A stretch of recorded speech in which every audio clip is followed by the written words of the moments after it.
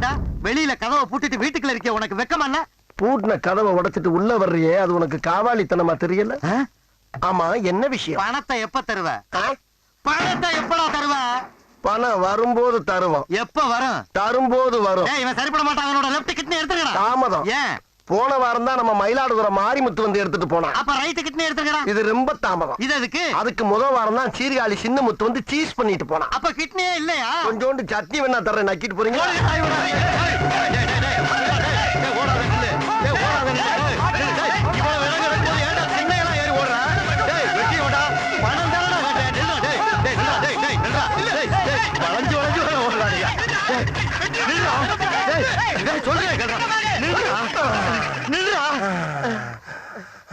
உனக்கு இலக்குதுல? ஆமா, கொஞ்சம் இளமாத்தா இருக்கு. ஆமா, ஏன்டா அப்படி ஓடுற?